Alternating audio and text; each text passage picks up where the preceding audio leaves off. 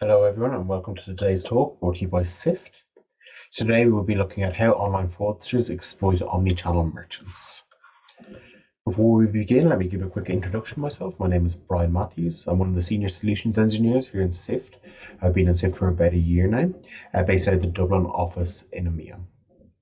Before I joined Sift, I joined from Oracle, and prior to that I was in Amazon working in the solutions architecture space, working on building out large omnichannel retailers as well as companies within every different verticals, just to make sure that they got the highest level of security and highly scalable systems. So today's talk, we're going to focus on three main criteria. Firstly, on e-commerce merchant fraud trends. Secondly, on fraud supply chain. And then lastly, we're going to look at how we can future-proof your business against combating these fraud types. So in terms of fraud trends, within the last year between Q4 2019 and Q4 2020, we've seen a 70% increase in the average fraudulent order price for e-commerce. Specifically, these figures are, we've seen an increase between $415 as the average transaction cost, all the way up to $706 within a year. This means that the average amount of money lost in a fraudulent transaction by a company has increased significantly by over 70%. Why has this happened? It can be down to multiple different factors. It could be the forced digital transformation that's been caused within the last year in terms of traditional retailers having to change their platform to be able to withstand kind of e-commerce style business. Next, within the last year between Q2 2019 and Q2 2020, we've seen a 282% increase in ATO attacks. So that's account takeover attempts on accounts. We've seen a 282% increase. This again can be caused due to multiple different factors, most significantly of which, of course, is the forced digital transformation which has been brought upon us within the last year. A lot of companies that may not traditionally have had account style systems have now had to adopt, and there could be security vulnerabilities, etc., and more of a thirst in terms of the dark web for stolen credentials, etc. So this leads us nicely into our next section, which is the fraud supply chain. So as you can see here, fraud is not linear. It doesn't pertain to just one section. It's not going to be solely payment fraud or solely account takeover or content abuse. We can see here how a user might come in and take over an account. They might do that for multiple different reasons. They could have it for the point of taking the account, changing credentials, and trying to sell on that account. Alternatively, they might want to steal or use the reward points. Or they could branch into payment fraud, where they could be trying to steal funds that might be held in an e-wallet within that account and try to withdraw them somewhere else. They could use the account with the default payment methods that have been saved in that account to purchase goods. Or they could use that account then to post illicit ads or scam content, etc., in that other user's name, or send phishing messages to try and get more payment details. So it is very much so cyclical in the way that fraudsters are currently acting upon these platforms. Let's go to some examples of these. So here, for example, we see promotional abuse of payment fraud, how they can be used kind of hand in hand. So here we have the example of messaging groups that are on forums that are currently active within the likes of Telegram or just on the web or dark web currently. This is where professional fraudsters will advertise their services, for example, being able to buy goods for you at an extremely discounted rate. For example, 30% of the unit rate of what that item would generally cost. So say, for example, I'm a savvy shopper, I see this offer, I'm like, that's great, I will opt for that. How it would work is I would send the details of what I would like to be purchased to that fraudster. They would then use stolen credit cards or stolen information to purchase that good for me. And then I would agree to pay them the agreed upon price, maybe 30% of that transaction or that item's actual value in the form of cryptocurrency generally.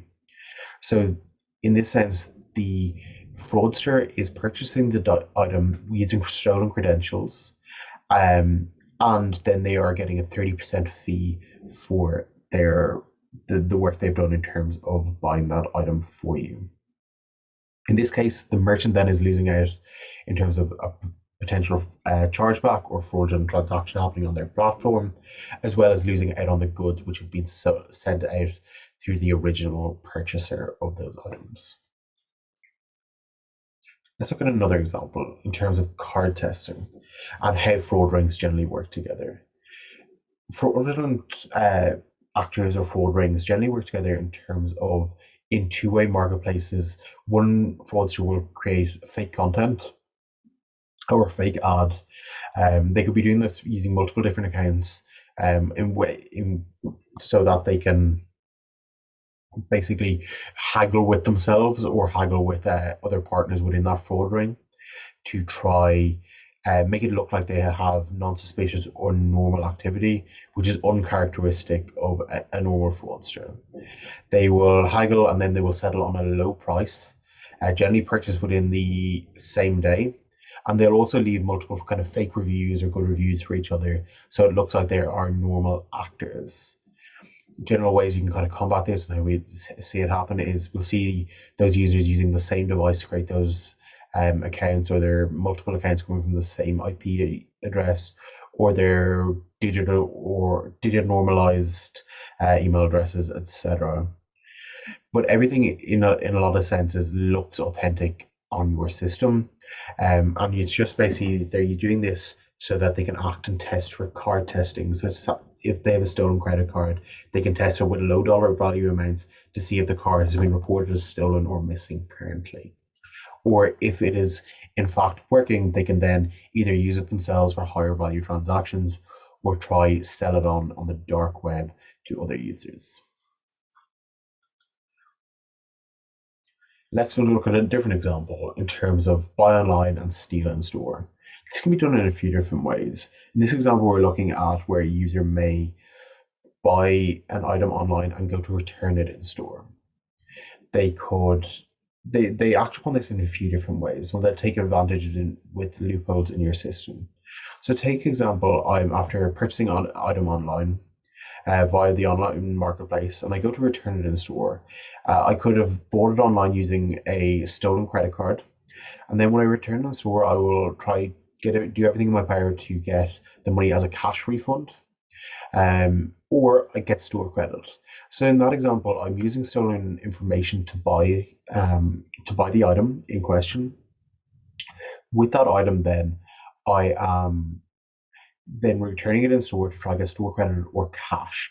So in this example, the merchant then is losing out on a fraudulent transaction or chargeback that could come in from that stolen credit card for where that purchase was made, as well as I'm losing out on store credit or cash in terms of a return for that user. Users also and fraudsters can also do this and take it one step further in terms of they buy the item online, they get the receipt, they have the item, they keep the item at home, then they go into the store to return it. But they'll just pick up the same item off a shelf, go up to the counter and return it. So in this case, the merchant will not know that that's not the original item that was sent to the user, because generally, if it's say the likes of shoes, they're not going to have unique identifiers on them. So in this case, the store is missing out on what could be a chargeback or fraudulent payment that comes back from their payment service provider. They're also missing out on the item or good, as well as they're also missing out on store credit or cash, which is given to the user. So they're losing threefold within that one transaction. Let's take a look at one more example in terms of non-refundable goods. So in this case, a user may be part of another WhatsApp group or some sort of Telegram group where they're using professional fraudsters to be a refunder on their part. So in this example, we'll have a refunder and a shopper. Take, for example, I'm a shopper and I've contacted a refunder as a fraudulent user on my part. So I purchased a good on your platform. I like the good, but I fraudulently claim that it's damaged or it's illegally acquired, etc. in the sense that I want to try receive money back for my issues that have been caused. I want to receive store credit or a replacement or free goods in return based on the fact that my original item was damaged. I may not know all the guidelines and statements for this, so I will ask for the help of a professional fraudster within one of these groups, for example. You can see examples of these groups below in the images. So I will contact these professional fraudsters who know the laws within this company inside out, and they will target the companies knowing exactly how they will respond to claims if an order never arrives or there's issues with an order. If then that this refunder does the job and gets me, say, a refund or gets me a store credit or a replacement good, I will pay them 15 to 30% of the order value of that service. So it's kind of it's a loophole in terms of users could be the merchant might lose out on two good items in terms of they sent one out and somebody then reclaims that it's been damaged or it's not working and they get a new one sent out to them, that they've lost two items of stock.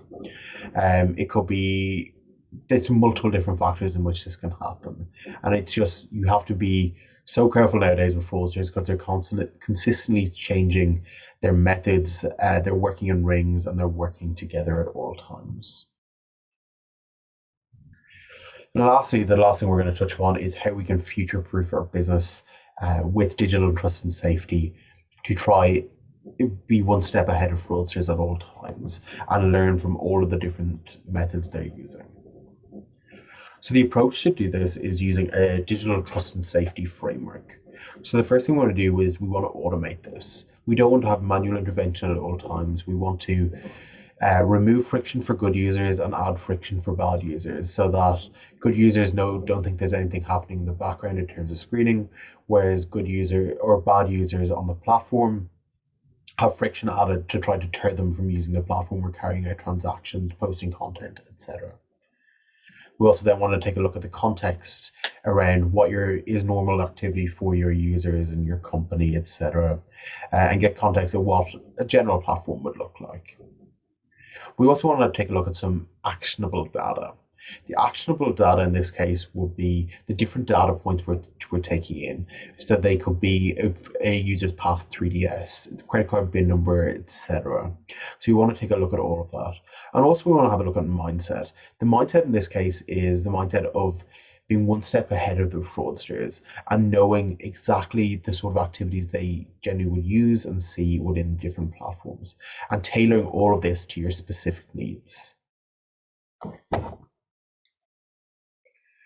So with all this, we can take a look at a more holistic solution, the different, like taking into account all different aspects of fraud which you may see on your platform, the different data points which you take in at each step in the user journey, and how friction can be added for those bad users as they carry out on their platform. You also want to take a look at platforms that can grow and scale, both in terms of their learning and how they work, and grow and scale with your business as your business changes and progresses throughout its different life cycle. Next, we can take a look at how the different fraud solutions will work within your geographical or demographic region, etc. We'll take a look at like the tolerances within specific kind of margins in your business in terms of cost margins, etc. So we obviously don't want to overinvest in something that is going to be a low threat for you. And then also we want to be able to adjust thresholds, etc., based on business logic to give a good customer experience throughout the customer's journey on your platform. Next, then we'll take a look at the sort of different data points we would generally look at in terms of building out your fraud solution and building out a customized kind of model for you. These are things you should always look at when looking for a custom digital trust and safety network for you. Next, then, if you want to get some more information about what sort of analysis has been done in the digital trust and safety network at the moment, we can see that Gartner have been doing a lot of work in this space. And if you want to read more about this report, you can see it on resources.sift.com. It's completely free in terms of the Gartner report. Gartner have said, though, by 2023, 30% of banks and digital commerce businesses will have a dedicated trust and safety team to protect the integrity of their online brand and customer interactions, which is an increase from just 5% today. It's important to think it's not all about the dollar value of transactions being lost by fraud. It also takes into account the brand damage that comes along with this. If the user sees fraudulent activity, or if they hear of a friend who's had a fraudulent experience on your platform, the user and their friend may be less likely to use your platform in the future. So it is an unquantifiable amount currently, but obviously as more fraudulent activity happens within a platform, word of mouth spreads, and it's quite quick that brand damage can catch up with you. So as I said, you can read more about this resource on resource.sift.com. You can read the full Gartner report there. Thank you for joining our talk today. I'm now going to open up the floor to any questions that you may have. I'm more than happy to go through any questions you may have about the content we've covered today. And thank you very, very much for joining. I appreciate it.